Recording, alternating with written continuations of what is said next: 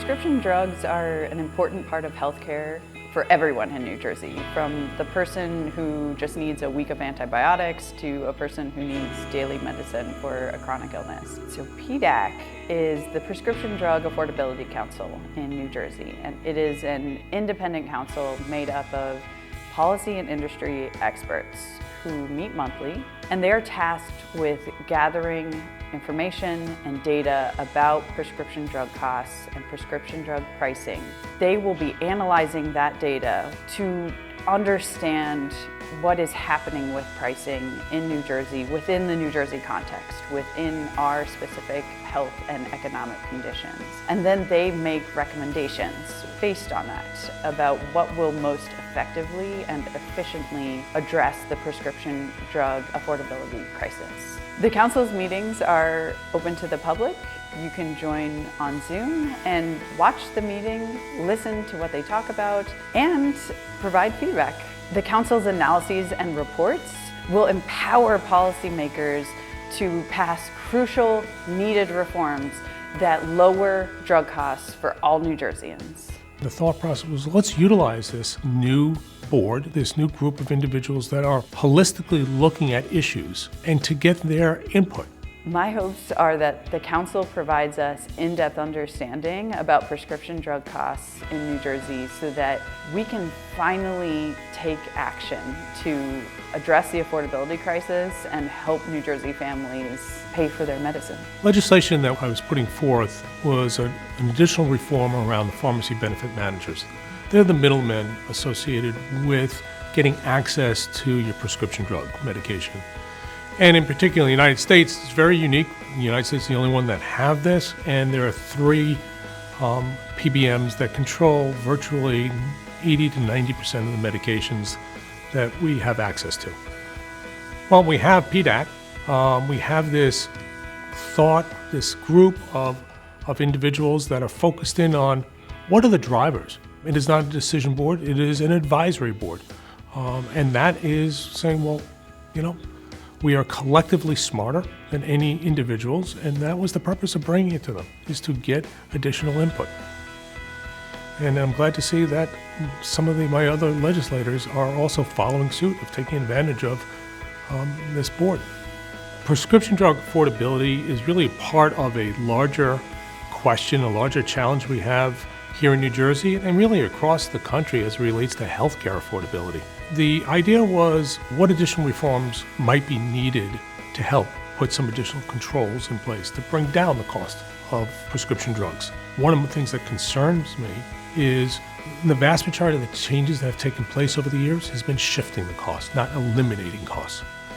Seeing how other states operate is a great data point. I think we can all learn from one another as to what are they doing? How are they getting closer to reducing the costs overall?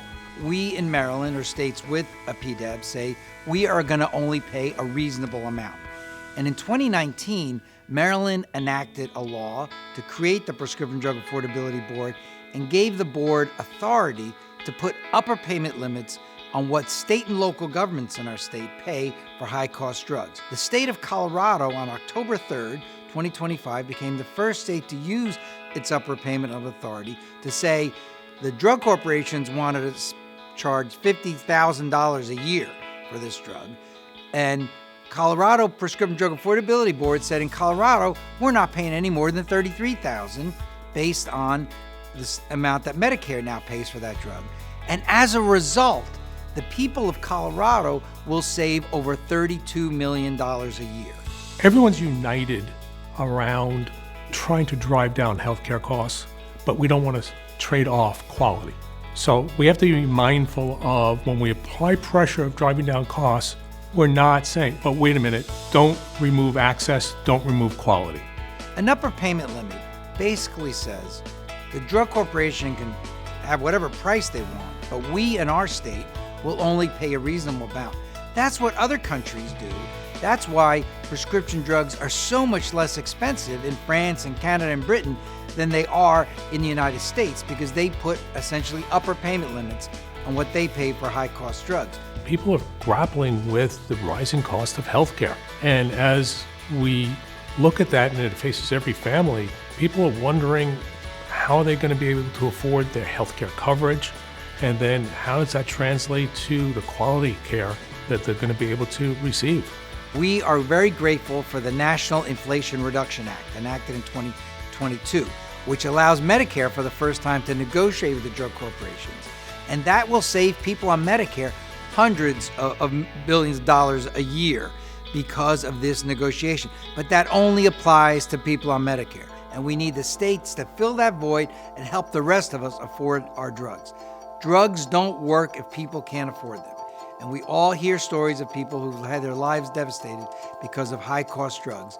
The Prescription Drug Affordability Board in Maryland, the Prescription Drug Affordability Council in New Jersey can address this problem and make high-cost drugs more affordable for all of us. My advice is give your Prescription Drug Affordability Council the authority to use upper payment limits to make high-cost drugs more affordable. We know prescription drug affordability is no longer a future concern, and it's not a partisan issue. It's a daily reality for New Jersey families. Today, 1 in 4 New Jerseyans struggle to afford their medications, forcing many to skip doses or leave prescriptions unfilled altogether. As prices continue to rise, the consequences include worsening health, avoidable hospitalizations, and high long-term costs for our entire healthcare system. At a time when New Jersey must also respond to shifting federal healthcare policies, we cannot afford to overlook solutions like PDAC that are already within our reach. Colorado and Maryland have shown what is possible through upper payment limits, with early savings in Colorado totaling $32 million and more anticipated as policies expand. Here in New Jersey, legislators are beginning to use PDAC as a trusted, nonpartisan resource to analyze the real-world impact of proposed legislation on prescription drug costs. Assemblyman Fryman helped model that approach, and others have followed. Life-sustaining medications only work if people can afford to take them. PDAC exists to protect our residents from the high costs of prescription drugs by bringing data, transparency, and meaningful policy recommendations to the table. But its success depends on engagement and support from our policymakers, legislators, and the public. With that support, New Jersey can turn smart policy into measurable savings and better health outcomes for residents across the state. For more information, go to njforaffordabledrugs.com.